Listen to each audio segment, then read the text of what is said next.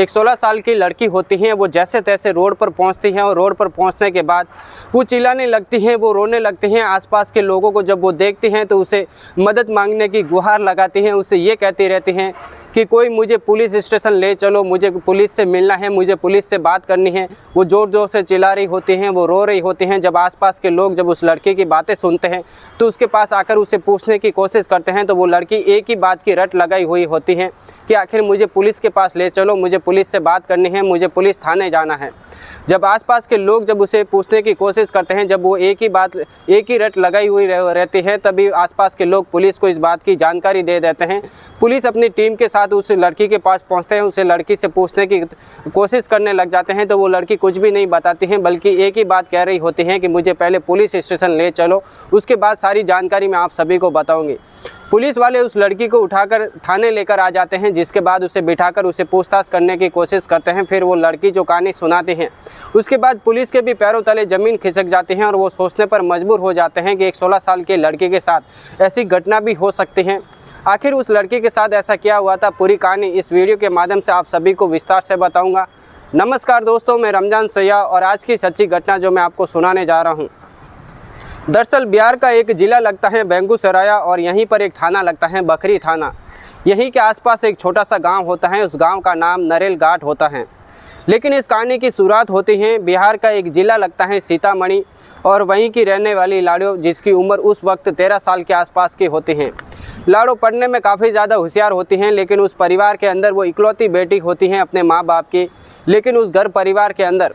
मात्र एक ही कमरा होता है रहने के लिए, लेकिन उस परिवार के अंदर खाने पीने की चीज़ों से लेकर वो काफ़ी ज़्यादा गरीब होते हैं। और इसी बात को देखकर उसके पिता जो हैं काफ़ी ज़्यादा उम्र हो चुकी थी, लेकिन दिन दहाड़े की मजदूरी करके अपनी लड़की को जो है पढ़ाने की कोशिश करते हैं। और उसके पिता का सोचना होता है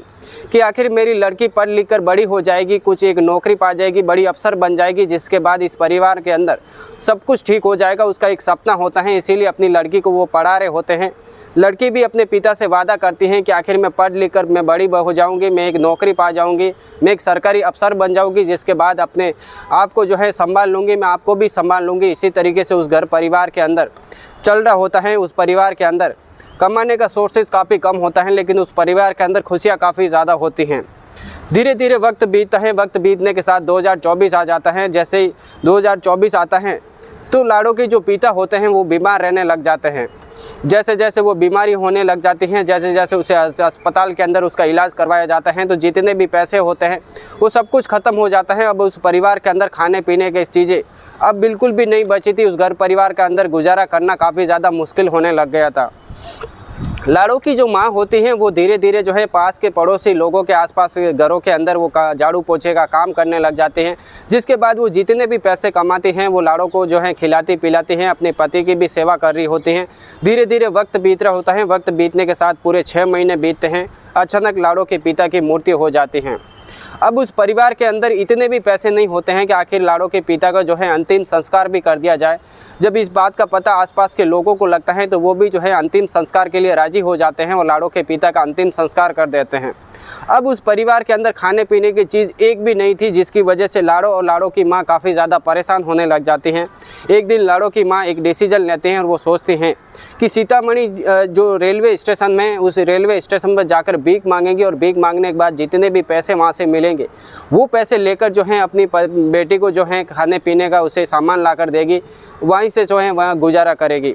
अब लाड़ो की माँ सीतामढ़ी रेलवे स्टेशन पर जाती हैं, वहाँ पर भीख मांगने लग जाती हैं। धीरे धीरे वक्त बीतता है, लाड़ो भी सोचने लगती हैं कि आखिर मैं अपने पिता का जो है सपना पूरा नहीं कर पाई, अगर मैं भी मेरी माँ के साथ अगर भीख मांगती हूँ और वहाँ से कुछ रुपए पैसे मिलते हैं और आगे की मेरी पढ़ाई होती है तो मेरे पिता का सपना मैं पूरा कर सकती हूँ। एक दिन वो भी अपनी माँ के साथ जो है वहाँ पर चली जाती हैं, जिसके बाद वहाँ पे भीख मांगने लग जाती हैं। धीरे धीरे वक्त बीत रहा था, वक्त बीतने के साथ एक लड़का उसका पीछा करने लग जाता है लाड़ो का, और लाड़ो का भी इस बात का महसूस हो जाता है कि आखिर मेरा कोई एक लड़का पीछा कर रहा है, आखिर वो पीछा क्यों कर रहा है। जब उसे जानने की कोशिश करती हैं, उस लड़के से बात करने की कोशिश करते हैं, तो वो लड़का कहता है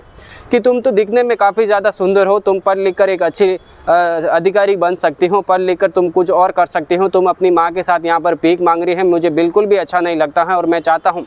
कि तुम पढ़ाई करो, आगे की पढ़ाई करो और जो भी जितना भी होगा उसे मैं करने के लिए तैयार हूँ। लाड़ो जो होती हैं उसकी बातें काफ़ी ज़्यादा पसंद आ जाती हैं उस लड़के की, उसकी बातों में आ जाती हैं और उसकी बातें सुनने पर मजबूर हो जाती हैं। तो लाड़ो एक दिन उससे कहती हैं कि अगर तुम मुझे कोई एक एंड्रॉयड फ़ोन लाकर अगर दे देते हैं तो मैं आगे की पढ़ाई कर सकती हूँ। उस फ़ोन के ज़रिए जैसे ही मेरी पढ़ाई होगी तो मैं कुछ बन सकती हूँ, मैं कुछ एक अधिकारी, मैं एक ऑफिसर बन सकती हूँ, जिसके बाद मेरी माँ को भी मैं संभाल सकती हूँ। वो लड़का कहता है कि तुम बिल्कुल भी टेंशन मत लो, मैं तुम्हें एक एंड्रॉयड फ़ोन लाकर दे रहा हूँ जिसकी वजह से तुम आगे की पढ़ाई करना और मुझसे बात भी करते रहना। वो लड़का उसे एंड्रॉयड फ़ोन लाकर दे देता है, जिसके बाद वो लाड़ो आगे की पढ़ाई जारी कर लेते हैं यूट्यूब के ज़रिए। और धीरे धीरे जैसे ही समय बीत रहा होता है वो लाड़ो उस फ़ोन के ज़रिए उस लड़के से बातें करती रहती हैं, लेकिन लाड़ो कभी भी उसे ये पूछने की कोशिश नहीं करती हैं कि आखिर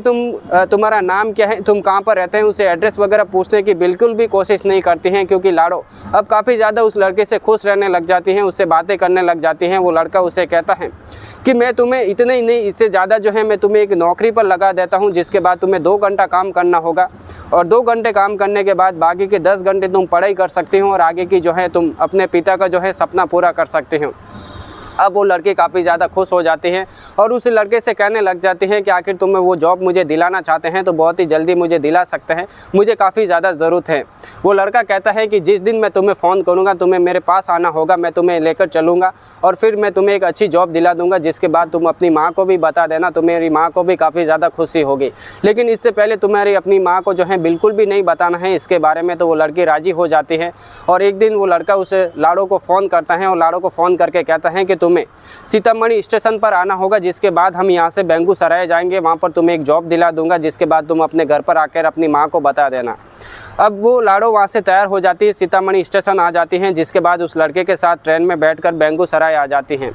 जिसके पास में एक छोटा सा एक इलाका होता है। वह उस इलाके में चले जाते हैं। उस इलाके में जाने के बाद एक लड़के के पास जाते हैं, जिसके बाद वो लड़का उसे कहता है कि ये लड़की है, इसे जॉब की ज़रूरत है। अब वो लड़का उसे कहता है कि तुम यहाँ पर बैठो, जिसके बाद उसे खाने पीने का सामान भी देते हैं। वो लाड़ो काफ़ी ज़्यादा खुश होने लग जाते हैं जब उसे खाने पीने का सामान अलग अलग तरीक़ा का उसे अच्छी क्वालिटी का मिलता है, तो वो काफ़ी ज़्यादा खुश होने लग जाते हैं और वो सोचते हैं कि अब मेरी यहाँ से जो है ज़िंदगी बदलने वाली है, मैं पढ़ लिख कर मैं एक बड़े ऑफिसर बनने वाली हूँ, सब कुछ वो सोच रही होती हैं। लेकिन धीरे धीरे जैसे 2 दिन का वक्त बीतता है वो लड़का वहाँ से गायब हो जाता है। तो वो लाड़ो उसे पूछने की कोशिश करती हैं, जो पीछे जिस लड़के के पास जाकर उसे छोड़ा गया था उसी लड़के से वो पूछताछ करने की कोशिश करती हैं कि आखिर जो लड़का मुझे छोड़ने के लिए आया था वो आखिर कहाँ पे है। तो वो कहता है कि वो तो यहाँ से चला गया, तुम्हें यहाँ पर बेचकर चला गया है, तुम्हें यहाँ पर देह व्यापार करना होगा। जैसे ये बात लाड़ो सुनती हैं तो वो काफ़ी ज़्यादा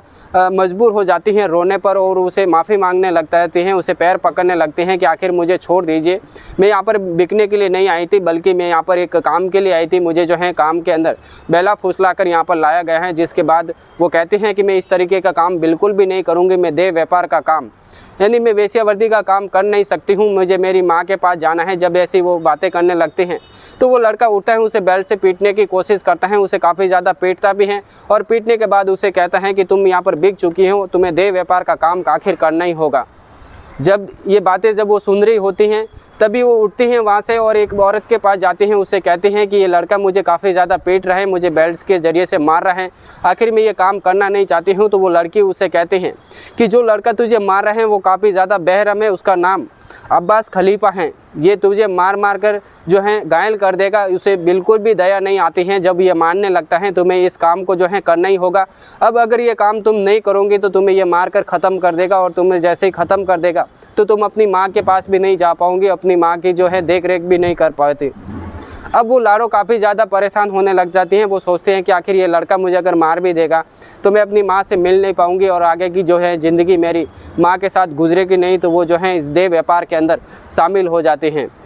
धीरे धीरे वक्त बीतते हैं, आए दिन उसके पास ग्राहक आने लगते हैं, उसके साथ संबंध बनाते हैं। संबंध बनाने के बाद जैसे ही वो ग्राहक चले जाते हैं, जिसके बाद वो सोचते रहते हैं कि आखिर मुझे यहाँ से किस तरीके से निकलना होगा। धीरे धीरे वक्त बीत रहा होता है, वक्त बीतने के साथ पूरे 3 साल बीत जाते हैं, 2025 का समय आ जाता है और 2025 के समय अब वो लड़की जो है काफ़ी ज़्यादा सोचने लगती हैं कि आखिर मुझे यहाँ से निकलना कैसे है।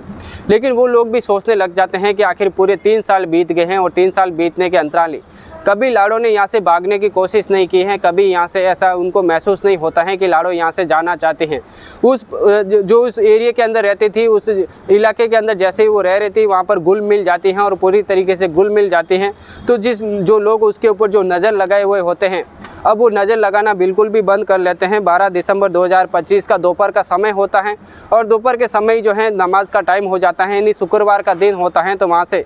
जो वो व्यक्ति होता है अब्बास खलीफा, वो वहाँ से नमाज़ के लिए चला जाता है। लेकिन कुछ और लोग भी होते हैं, वो भी नमाज़ के लिए चले जाते हैं जब उसके ऊपर बिल्कुल भी नज़र नहीं होते हैं। अब लाड़ो वहाँ से तैयारी कर लेते हैं कि यही मेरे पास सही मौका है, यहाँ से अगर मुझे निकलना होगा और निकल कर मुझे किसी पुलिस स्टेशन जाना होगा, पुलिस थाने में जाकर मुझे अपनी जो है पूरी कहानी बतानी होगी।